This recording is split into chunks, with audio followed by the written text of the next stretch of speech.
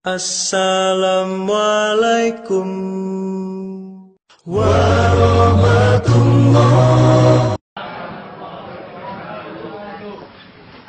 Selamat sore kepada saudara-saudara kami dari umat Kristiani. Alhamdulillah, wassalatu wassalamu ala Rasulillah wa ala alihi wa sahbihi wa mawalah, amma ba'd. Yang kita hormati saudara kita, pembicara dari umat Kristiani, Bapak Pendeta Luga Tambunan, dan juga Bapak Pendeta Johannes Tampu Bolon. Juga yang kita hormati pembicara dari pihak Muslim, Ustadz Haji Insan LS Mokoginta.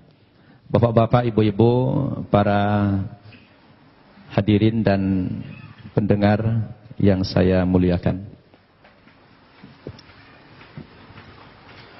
Pertama sekali, saya secara pribadi sangat mengapresiasi acara dialog yang semacam ini, yang menurut hemat saya, kegiatan dialog ini sudah lama sekali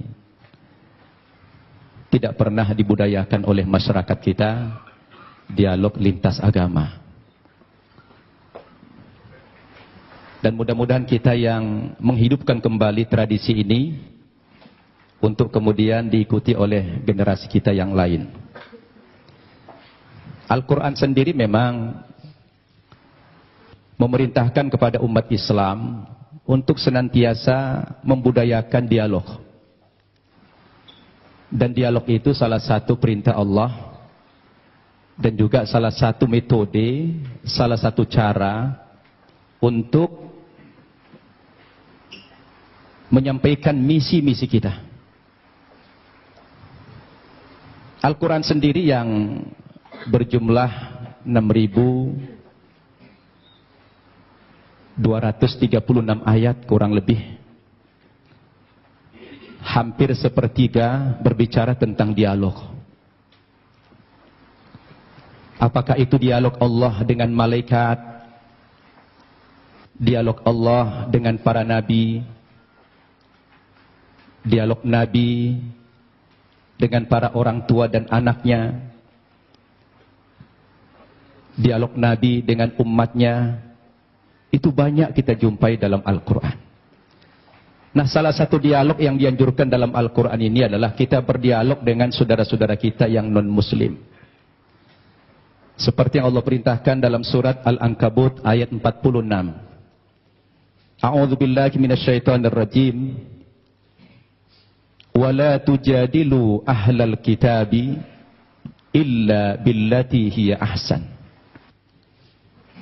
Janganlah kamu berdebat dengan orang-orang Yahudi dan Nasrani atau orang ahli kitab, terkecuali dengan cara yang terbaik, bukan baik. Al-Quran memerintahkan bukan baik, tetapi harus dengan cara yang terbaik. Kalau sudah terbaik ini dalam segala aspek, pilihan materinya, maudhu yang dibicarakan, susunan katanya, bahasanya, dan lain sebagainya. Karena dialog ini adalah salah satu cara kita untuk menyampaikan kebenaran. Demikian juga dalam surat An-Nahl ayat 125. Allah mengatakan, A'udzubillahi minasyaitonir rajim. Ud'u ila sabili rabbika bil hikmah wal mau'izatil hasanah wajadilhum billati hiya ahsan. Ajaklah manusia itu ke jalan Tuhanmu, kepada kebenaran, kepada Islam. Dengan cara apa kita mengajak mereka? Yang pertama kata Allah, bil hikmah, dengan penuh kebijaksanaan. Yang kedua, dengan memberikan nasihat-nasihat dan pelajaran-pelajaran yang berguna, yang bermanfaat, yang mudah dicerna. Dan yang ketiga, kepada orang yang berbeda keyakinan dengan kamu, kata Allah, Wajadilhum billati hiya ahsan. Berdialog atau berdebat dengan mereka, tetapi dengan cara yang terbaik, kata Allah. Jadi dialog itu sebetulnya dalam Islam, Pak Tambunan, Pak Tampu Bolon, merupakan perintah agama yang harus dibudayakan. Bahkan Allah sendiri ketika hendak menciptakan manusia ini dialog dulu dengan malaikat. Nah, Allah itu dialog dengan malaikat. Karena cara-cara dialog itu adalah cara yang paling efektif. Oleh karena itu saya melalui mimbar ini, melalui forum ini mengingatkan kita semua, memang dialog itu tujuannya bukan mencari menang kalah. Ya, dialog itu bukan mencari kemenangan atau kekalahan. Tetapi dialog itu sebuah sarana kita untuk menyampaikan kebenaran, untuk dakwah. Itu makanya dakwah dalam pandangan agama Islam, Pak Tambunan, dakwah itu tujuannya adalah mengajak. Begitu juga Pak Tampu Bolon ceramah. Saya tadi membayangkan Bapak berdua ini mempresentasikan materinya dengan hujjah, dengan dalil-dalil yang jelas. Justru malah terbalik, yang paling banyak bicara Alkitab malah Pak Insan dari Muslim.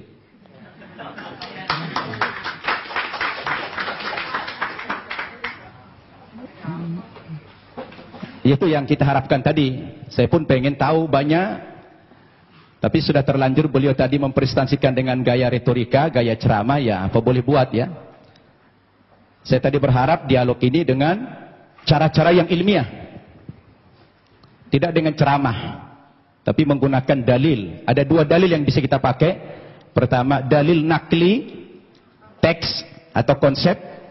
Yang kedua, dalil akli, akal atau logik. Dua hal ini bisa menangkap kebenaran yang sedang kita diskusikan hari ini, yang mengambil tema siapa itu Yesus, Tuhan atau Nabi. Baik Bapak Ibu yang saya muliakan, agar tidak terkesan mengulang materi yang sudah disampaikan pembicara terdahulu, saya akan masuk kepada materi yang lain dengan tema yang sama. Sebetulnya kepada saudaraku umat Kristiani, ketika kita bicara Yesus dalam bahasa Alkitab, Isa dalam bahasa Al-Quran, itu hanya perbedaan bahasa saja. Kedudukan Nabi Isa atau Yesus dalam Islam itu sangat terhormat, sangat mulia sekali. Bahkan kami bukan sekedar menghormati atau memuliakan Nabi Isa, tetapi Nabi Isa itu menjadi salah satu rukun iman kami, yang kami tidak sah menjadi seorang muslim apabila mengingkari kerasulan Nabi Isa itu. Tetapi memang kedudukannya dalam Islam, Nabi Isa itu adalah seorang nabi, seorang utusan Tuhan, bukan sebagai Tuhan, bukan pula sebagai anak Tuhan, seperti yang diimani oleh saudara kita umat Kristiani. Berdasarkan dalil yang begitu banyak, baik dengan pendekatan Al-Quran maupun pendekatan Alkitab. Saya ulangi, umat Islam wajib beriman kepada Yesus. Tidak sah iman umat Islam kalau tidak percaya kepada Yesus sebagai seorang rasul, sebagai seorang nabi. Bayangkan itu Pak Tambunan, Pak Tampu Bolon, batal imannya orang Islam kalau mengingkari salah satu seorang nabi itu. Makanya dalam sharing saya dengan umat kita Nasrani, saya selalu katakan begini. Kalaulah seandainya agama Kristen itu yang benar,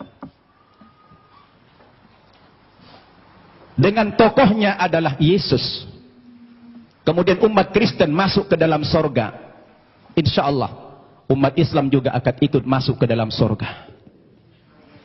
Kenapa? Karena kita beriman kepada Yesus. Tetapi kalau Islamlah yang benar, dengan tokoh kita Nabi Muhammad yang juga mengimani nabi-nabi yang terdahulu, kemudian saudara kita umat Kristiani tidak beriman kepada kerasulan Muhammad, mohon maaf, terpaksalah saudara kita masuk neraka kalau akan masuk surga. Ini untungnya menjadi umat Islam. Kenapa? Karena apa yang mereka imani kita imani juga, tetapi apa yang kita imani mereka tidak imani. Itulah perbedaan yang mendasar antara kita dengan umat Kristiani. Hanya persepsi tentang Nabi Isa. Dia Tuhan atau Nabi. Berdasarkan ayat-ayat Alkitab yang sudah dipaparkan begitu banyak oleh Ustadz Insan Moko kita tadi, ternyata ratusan ayat yang kontradiksi. Ada yang mengatakan Nabi Isa itu Tuhan, ada yang mengatakan dia Nabi.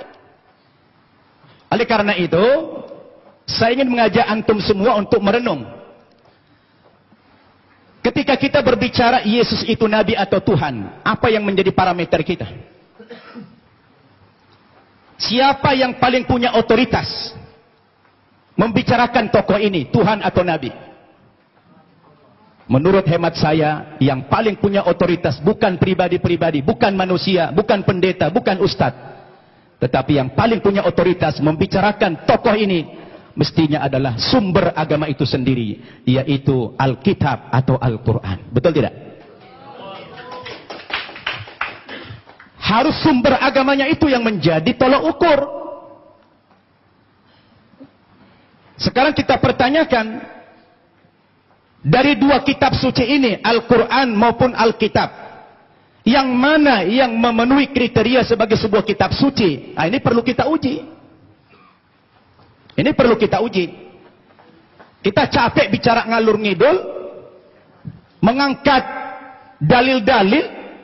Kalau dalil itu tidak representatif, tidak rasional, saya pikir juga percuma. Sekarang kita harus bicara dari dua kitab suci ini. Kenapa dikatakan dia kitab suci? Coba Bapak Ibu saya tanya. Ada buku? Coba ada buku? Coba buku. Ya, itu ya, taruh, pinjam dulu. Ya. Bapak Ibu saya tanya. Ini kata lainnya apa? Kitab suci. Oke. Ini apa namanya? Buku. Buku kan? Bapak Ibu saya tanya. Ini sama ini bahan bakunya sama tidak? Sama-sama apa? Sama-sama kertas. Kenapa dalam penamaan jadi beda? Yang ini dikatakan kitab suci, yang ini dikatakan buku. Kenapa jadi beda namanya? Padahal bahan bakunya sama-sama kertas. Yang membedakan apanya? Ternyata yang membedakan kontennya, isinya. Dia dikatakan kitab suci karena memuat firman-firman Tuhan Zat yang Maha Suci. Kenapa dikatakan ini buku? Karena dia adalah buatan manusia dan manusia tidak ada yang suci. Betul tidak? Sekarang mari kita uji. Kalau kita sepakat apa yang membedakan buku dengan kitab suci adalah terletak pada kontennya. Kalau kitab suci itu adalah memuat firman-firman Tuhan. Ketika kita uji Bapak Ibu, 5 kriteria minimal. Kalau kita ingin menguji apakah kitab suci itu benar apa tidak. Yang pertama, sebuah kitab suci itu akan dikatakan benar apabila dia murni datang dari Allah. 100% datang dari Allah. Dan tidak ada intervensi manusia di dalam kitab suci itu dalam bentuk kontennya setinggi apapun otoritas manusia itu. Betul tidak? Termasuk di dalamnya Nabi. Makanya kalau kita baca Al-Quran, ini 100% firman Tuhan. Tidak ada perkataan Nabi Muhammad di sini. Perkataan Nabi Muhammad dimuat dalam hadis namanya. Tidak ada satu ayat pun di sini sumbangan Nabi Muhammad dalam bentuk isi. Ini adalah wahyu Tuhan 100%. Akan berbeda kalau kita baca ini Alkitab, di sini sudah tercampur, di sini ada perkataan Tuhan, di sini ada perkataan Nabi, di sini ada perkataan Rasul Paulus, di sini ada perkataan murid-muridnya, tercampur. Lalu di mana letak kesuciannya yang dikatakan kriteria kitab suci itu adalah murni datang dari Tuhan. Itu satu. Yang kedua, kriteria kitab suci itu dikatakan benar apa tidak? Apabila kitab suci itu ditulis pada zaman kitab suci itu datang, yang diterima oleh Nabi yang menerima kitab suci tersebut. Saya tanya, Al-Quran kapan ditulis? Ketika Nabi Muhammad masih hidup. Dia suruh sahabat menulis Al-Quran. Karena dia tidak bisa membaca, tidak tahu menulis. Dia minta bantuan sahabat. Sahabat menulis. Dan dia hidup sezaman dengan Nabi. Begitu selesai ditulis oleh sahabat, dikonfirmasi tulisan dengan bacaan Nabi. Sama apa tidak? Di cross check. Supaya tidak terjadi manipulasi. Kenapa? Karena kitab suci itu jadi pedoman. Sekarang Alkitab kita tanya, kapan ditulis? Lalu siapa tokoh yang menerima Alkitab? Alkitab ditulis bukan pada zaman Nabi Isa masih hidup. Tapi sudah sekian puluh tahun, bahkan sekian ratus tahun. Yesus sudah tidak ada di dunia ini, baru ada pembukuan Alkitab. Terus bagaimana seorang penulis akan mengkonfirmasi kepada yang menerima wahyu itu? Maka kemungkinan terjadi manipulasi sangat mungkin. Sebab yang namanya wahyu itu haruslah dari Tuhan, tidak boleh dari rekayasa atau karangan manusia. Betul tidak? Dua itu kriteria, dan Alkitab gugur menurut hemat saya di situ. Yang ketiga, kriteria kebenaran sebuah kitab suci itu adalah seorang penulis wahyu secara moral haruslah orang yang jujur, terpercaya, bukan pendusta. Penulis Al-Quran adalah orang yang jujur. Sekarang penulis Alkitab, bagaimana Alkitab disandarkan kepada Yesus, disandarkan kepada Musa, disandarkan kepada Nabi yang lain, sementara sang penulis tidak pernah jumpa dengan yang menerima wahyu itu? Bagaimana ini? Maka gugurlah kesucian kitab tersebut. Kemudian yang keempat, kriteria kebenaran kitab suci itu adalah apabila isi kitab suci itu tidak kontradiksi, satu isi dia. Kalau sudah bertentangan satu ayat dengan ayat yang lain, lalu yang mana yang mau dipegang? Masa Tuhan menurunkan tuntunan, pedoman hidup bagi manusia, tapi manusianya malah bingung. Yang ini mengatakan Yesus Tuhan, yang ini mengatakan Nabi. Loh, yang mana mau diikutin? Ternyata kalau kita baca Alkitab sendiri, tidak pernah kata-kata dari Yesus yang muncul pengakuan bahwa dia adalah Tuhan. Kalau kita baca dalam Injil Markus pasal 12 ayat 28 dan 29, ternyata Yesus sendiri mengatakan Tuhan itu adalah Allah yang Esa. Itu ada dalam Alkitab yang sudah dibaca oleh Pak Insan tadi. Lalu siapa yang mengatakan Yesus Tuhan? Itu Paulus ternyata. Yang mengatakan dia Tuhan itu Paulus, bukan Yesus.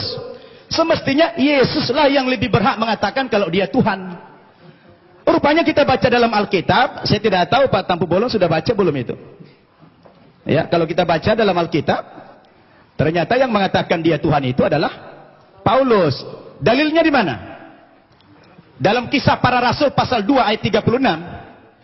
Ya, Kisah Para Rasul pasal 2 36. Apa kata Paulus? Jadi seluruh kaum Israel harus tahu dengan pasti bahwa Allah telah membuat Yesus yang kamu salibkan itu menjadi Tuhan dan Kristus. Coba. Ya, siapa yang mengatakan Yesus Tuhan? Paulus. Kemudian dalam kitab Filipi pasal 2 ayat 11. Dan segala lidah mengaku Yesus Kristus adalah Tuhan bagi kemuliaan Allah Bapa. Nah, dia yang mengatakan itu Paulus. Sekarang timbul pertanyaan, Paulus itu siapa? Paulus itu bukan muridnya Yesus, bukan sahabatnya Yesus, bukan pengikut Yesus, tapi Paulus itu adalah musuhnya Yesus. Nah, ini dia. Dan saya baca dalam Alkitab, ternyata aktor pendiri agama Kristen itu memang bukan Yesus. Yesus tidak pernah membawa agama Kristen. Yang mengatakan kata-kata Kristen itu adalah Paulus dalam Kisah Para Rasul pasal 11 ayat 25. Ketika dia mengajar di Antioquia lah pertama kali murid-murid itu dipanggil sebagai Kristen. Kristen artinya pengikut Kristus. Kristus artinya adalah juru selamat atau Al-Masih dalam Islam.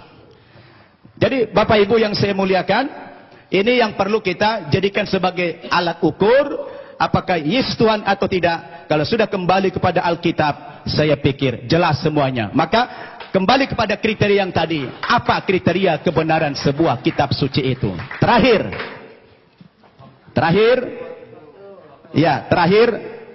Kalau saya baca dalam Alkitab, ada beberapa alasan-alasan yang mengatakan dalam iman Kristiani dikatakan dia Tuhan. Yang pertama, rupanya karena Yesus itu lahir tidak punya bapak. Karena ajaib dia lahir sehingga dianggap Tuhan. Nah, kalau kita bicara logik, sebenarnya Nabi Adam itu lebih berhak menjadi Tuhan. Karena dia tidak punya bapak, tidak punya ibu. Yang kedua, dikatakan Nabi Isa atau Yesus itu pernah menghidupkan orang mati. Lalu dikatakan Tuhan. Tapi saya baca dalam 1 Raja-Raja pasal 17 ayat 20 sampai 22, rupanya bukan Yesus satu-satunya yang pernah menghidupkan orang mati. Ada nabi yang lain namanya Elia. Elia juga pernah menghidupkan orang mati. Lalu kenapa Elia tidak dipanggil Tuhan? Nah, ini menjadi pertanyaan yang menarik sekali. Sayang sudah dekat, saya sudah habis waktunya. Jadi terima kasih Bapak Ibu. Mudah-mudahan dialog kita terus berkembang. Wassalamualaikum warahmatullahi wabarakatuh.